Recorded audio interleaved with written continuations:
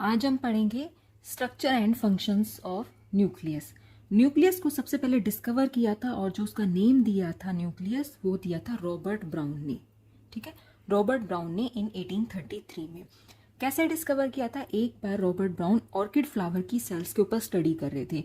तब उन्होंने फ्लावर की जो सेल्स थी उनमें देखा कि एक ओपेक एरिया है, एक ओपेक रीजन है। ठीक है, उस रीजन को उन्होंने एरियोला टर्म दी और उसी को बाद में नाम दिया। ठीक है, तो इस तरह से इसकी डिस्कवरी हुई। फिर है definition. A nucleus is the membrane enclosed organelle within a cell that contains the chromosome. ठीक है, एक तो डेफिनेशन ये है, आप ऐसे भी लिख सकते हो a nucleus is a membrane bound और membrane enclosed organelle found in eukaryotic cells. Eukaryotic cells मतलब जितने भी जो एनिमल्स हैं और जितने भी जो प्लांट्स हैं वो यूकैरियोट्स में आते हैं। ये है स्ट्रक्चर ऑफ न्यूक्लियस। ठीक है, न्यूक्लियस क्या है? एक सेल ऑर्गेनेली है और ये सेल में प्रेजेंट होती है। डेफिनेशन में हमने पढ़ा था nucleus is the membrane bound और membrane enclosed organelle. Membrane bound ये न्यूक्लियस है, इसकी मेम्ब्रेन है, इनर मेम्ब्रेन और आउटर मेम्ब्रेन, और इस न्यूक्लियस के अंदर क्या है? क्रोमोसोम प्रेजेंट है। ठीक है, तो ये डेफिनेशन इसकी स्ट्रक्चर से यही है। फिर है nucleus is the most prominent organelle of the cell, the number of nuclei में वेरी। देखो जो न्यूक्लियाई होते हैं यानी कि एक सेल के अंदर एक न्यूक्लियस भी प्रेजेंट होता है जिसे बोलते हैं यूनी न्यूक्लिएट। एक सेल के अंदर दो न्यूक्लियस भी प्रेजेंट होते हैं तो उसे बोलते हैं बाई न्यूक्लिएट, और मल्टी न्यूक्लिएट सेल भी होती है। ठीक है, कुछ सेल ऐसी होती है जिनमें न्यूक्लियस होता ही नहीं है, जैसे जो प्लांट्स की हायर प्लांट्स में सीव ट्यूब एलिमेंट्स होते हैं, सीव ट्यूब सेल्स होती हैं, उनके अंदर जो न्यूक्लियस होता है वो एब्सेंट होता है। और ऐसे ही जो मैमेलियन इराइथ्रोसाइट्स होते हैं यानी कि जो आरबीसीज होते हैं उनमें न्यूक्लियस नहीं होता। ठीक है, अब है न्यूक्लियस की स्ट्रक्चर। ये न्यूक्लियस की स्ट्रक्चर है। अब हम न्यूक्लियस की स्ट्रक्चर को एक्सप्लेन करेंगे। The nucleus is the largest organelle of the cell, it occupies about 10% of the total volume of the cell. देखो एक सेल होती है, सेल के अंदर बहुत सारी ऑर्गेनेली प्रेजेंट होती है, लाइक माइटोकॉन्ड्रिया हो गया, लाइजोसोम हो गया, गोल्जी अपरेटस हो गया, ठीक है, राइबोसोम्स हो गया, और वैसे ही एक न्यूक्लियस ये भी ऑर्गेनेली है। लेकिन जो ज़्यादा जो स्पेस ऑक्यूपाई करती है ना, वॉल्यूम ऑक्यूपाई करती है, वो है न्यूक्लियस। ठीक है, अब है in mammalian cells the average diameter of the nucleus is approximately 6 micrometre होता है। जो साइज होता है 6 माइक्रोमीटर के आसपास होता है। न्यूक्लियर एनवलप, न्यूक्लियर एनवलप आपको पता होगा, फॉर एग्जांपल एक लेटर अगर हम किसी को भेजते हैं या कार्ड भेजते हैं तो हम उसे एक एनवलप में डाल के भेजते हैं। तो ऐसे ही न्यूक्लियस का एक एनवलप होता है, ठीक है, जिसे हम बोलते हैं न्यूक्लियर मेम्ब्रेन भी बोलते हैं। अब जो ये न्यूक्लियर एनवलप होता है या न्यूक्लियर मेम्ब्रेन होती हैं, ये दो होती हैं, एक होती है आउटर मेम्ब्रेन, एक होती है इनर मेम्ब्रेन। जैसा कि आप स्ट्रक्चर में देख रहे हो, जो अंदर की तरफ लाइन है ये पिंक वाली, ये है इनर मेम्ब्रेन, और जो बाहर की तरफ है वो है आउटर मेम्ब्रेन।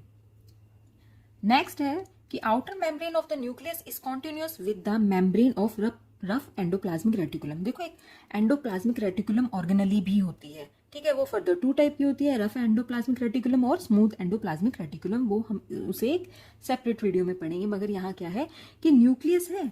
अब आप यहाँ एक स्ट्रक्चर देख रहे होगे, ये वाली जो ये स्ट्रक्चर बनी हुई है ना, ये है एंडोप्लाज्मिक रेटिकुलम।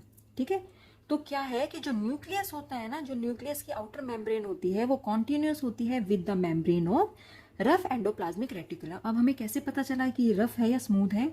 अगर जो ये एंडोप्लाज्मिक रेटिकुलम है, अगर इसकी मेम्ब्रेन पर राइबोसोम प्रेजेंट होते हैं तो ये क्या है? Rough endoplasmic reticulum. और जो स्मूथ एंडोप्लाज्मिक रेटिकुलम होता है उसकी मेम्ब्रेन पर कोई भी राइबोसोम प्रेजेंट नहीं होते। नेक्स्ट है कि the space between these layer is known as the perinuclear space. अब ये दो मेम्ब्रेन है, इनर और आउटर मेम्ब्रेन है, उनके बीच में ये स्पेस आपको दिख रहा है, इस स्पेस को क्या बोलते हैं? Perinuclear space. अब है कि the nuclear envelope encloses the nucleus and separates the genetic material of the cell from the cytoplasm of the cell. देखो आप सबको पता होगा कि एक सेल है, देखो ये सेल है, ठीक है, सेल के अंदर ये न्यूक्लियस प्रेजेंट है, यहाँ पर माइटोकॉन्ड्रिया प्रेजेंट है, एंडोप्लाज्मिक रेटिकुलम प्रेजेंट है, राइबोसोम वगैरह सब प्रेजेंट है। ठीक है, अब न्यूक्लियस अब ये जो सेल है, सेल के अंदर क्या है, साइटोप्लाज्म प्रेजेंट है, ठीक है। न्यूक्लियस के अंदर क्या होता है, न्यूक्लियोप्लाज्म होता है। अब क्या होता है, जब यहाँ से मॉलिक्यूल्स का ट्रांसफर होता है साइटोप्लाज्म से न्यूक्लियोप्लाज्म के अंदर, न्यूक्लियोप्लाज्म से साइटोप्लाज्म के अंदर मॉलिक्यूल का ट्रांसफर होता है, ठीक है। तो कहने का मतलब ये है कि जो न्यूक्लियर एनवलप है, यानी कि जो न्यूक्लियर मेम्ब्रेन है, वो सेपरेट करती है जेनेटिक मटेरियल को, क्योंकि न्यूक्लियस के अंदर क्या है, जेनेटिक मटेरियल प्रेजेंट है, वो सेपरेट करती है जेनेटिक मटेरियल को साइटोप्लाज्म से, ठीक है। नेक्स्ट यहाँ पर यही है कि जो ये न्यूक्लियर मेम्ब्रेन होती हैं, एक बैरियर बना के रखती हैं ताकि कोई मैक्रोमोलिक्यूल है वो फ्रीली उसका ट्रांसफर ना हो सके न्यूक्लियोप्लाज्म और साइटोप्लाज्म के अंदर, क्योंकि जिस चीज़ की रिक्वायरमेंट है वही केवल जाए, ठीक है। अब है न्यूक्लियर पोर। न्यूक्लियर पोर, तो यहाँ आपको एक स्ट्रक्चर दिखाते हैं कि ये देखो न्यूक्लियर मेम्ब्रेन है ना, ये मेम्ब्रेन है। अब ये बीच में आपको स्पेस दिख रहा है, इस स्पेस को बोलते हैं न्यूक्लियर पोर, ठीक है। इस स्पेस को क्या बोलते हैं, न्यूक्लियर पोर। यहाँ पर देखो लिखा ही है कि the nuclear envelope is perforated with numerous pores called nuclear pore, ठीक है। न्यूक्लियर पोर प्रेजेंट होते हैं और बहुत सारे पोर्स प्रेजेंट होते हैं। The nuclear pores are composed of many protein known as nucleoprotein. Proteins के बने होते हैं तो इसलिए बोल देते हैं उसे न्यूक्लियोप्रोटीन। फिर है the pores allow the passage of molecules of only about 9 mm wide. The larger molecules are transferred through active transport, ठीक है। जितने भी जो पोर्स के थ्रू जो मॉलिक्यूल्स जा सकते हैं ना, या तो साइटोप्लाज्म में जाए न्यूक्लियोप्लाज्म से, या फिर साइटोप्लाज्म से न्यूक्लियोप्लाज्म में जाए, तो वो केवल 9 mm वाइड जो रेंज होती है इतने ही जा सकते हैं, ठीक है, केवल जो न्यूक्लियर पोर के थ्रू। उसके बाद क्या होता है, अगर 9 mm से बड़ा साइज है किसी मॉलिक्यूल का, तो वो कैसे जाते हैं, एक्टिव ट्रांसपोर्ट के थ्रू। एक्टिव ट्रांसपोर्ट में क्या होता है कि मेम्ब्रेन होते हैं, मेम्ब्रेन के ऊपर चैनल्स लगे होते हैं, ठीक है, उन चैनल्स के थ्रू ही जाते हैं। नेक्स्ट है क्रोमोसोम क्रोमेटिन स्ट्रक्चर्स, ठीक है, इसको ये भी बोलते हैं। The nucleus of the cell contains the cell genetic material in the form of multiple linear DNA molecules. यहाँ आप देखिए कि जो ये आपको न्यूक्लियस के अंदर ये ब्लैक ब्लैक सी थ्रेड लाइक स्ट्रक्चर दिखाई दे रही है ना, ये है क्रोमेटिन फाइबर्स। इन्हीं क्रोमेटिन फाइबर्स में होता है डीएनए मॉलिक्यूल्स, ठीक है। जो डीएनए मॉलिक्यूल्स होते हैं फिर बिहेव करते हैं as a genetic material. Next है the DNA molecules are in complex with a large variety of proteins which form the chromosomes, ठीक है। क्रोमेटिन क्या है, जब डीएनए प्रोटीन के साथ मिलते हैं, कौन से प्रोटीन, हिस्टोन प्रोटीन के साथ बाइंड करते हैं, तो वो क्या बन जाता है, क्रोमेटिन। क्रोमेटिन फर्दर 2 टाइप के होते हैं, यू क्रोमेटिन और हेट्रोक्रोमेटिन। इसको हम एक अलग सेपरेट वीडियो में पढ़ेंगे, बहुत ही इंपॉर्टेंट टॉपिक है।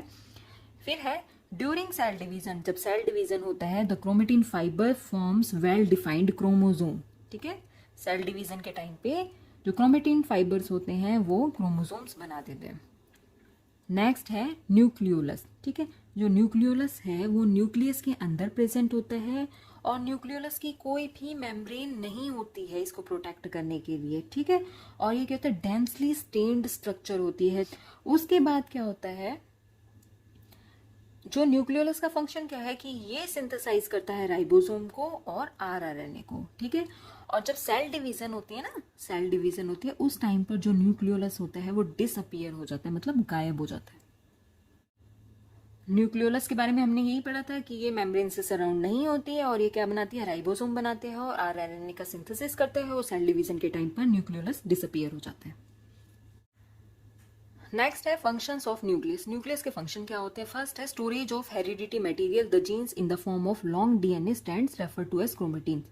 आपको पता है स्ट्रक्चर में आपने देखा तो लॉन्ग थ्रेड लाइक स्ट्रक्चर है, ठीक है। तो स्टोरेज करता है किसकी, जेनेटिक मटेरियल की स्टोरेज करता है, ठीक है। फिर है storage of protein and RNA in the nucleolus. जो न्यूक्लियोलस कहाँ प्रेजेंट होता है, न्यूक्लियस में प्रेजेंट होता है, तो storage of protein and RNA, ठीक है।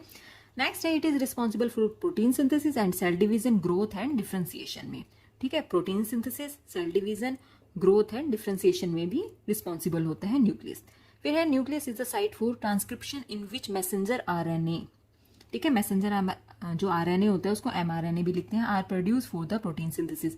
जब प्रोटीन का सिंथेसिस होगा तो उसके लिए जो एमआरएनए होता है उसका भी जो सिंथेसिस होगा वो कहाँ पर होता है, न्यूक्लियोलस के अंदर होता है, ठीक है। फिर है selective transportation of regulatory factors and energy molecules through nuclear pores. जो न्यूक्लियर पोर्स होते हैं उनके अंदर क्या होता है कि जो सिलेक्टिव मॉलिक्यूल्स ही होते हैं वही जा सकते हैं, ठीक है। तो जो हमने पहले पढ़ा है ना स्ट्रक्चर में, वही सब फंक्शन ही है उसकी एक तरह से, ठीक है। नेक्स्ट है it also regulates the integrity of genes and gene expression. Gene expression क्या है, प्रोटीन सिंथेसिस होगा ठीक है, आरएनए की फॉर्मेशन होती है, प्रोटीन सिंथेसिस होगा, तो क्या होगा, ऑब्वियस ही बात है, regulates the integrity of genes and gene expression. ठीक है।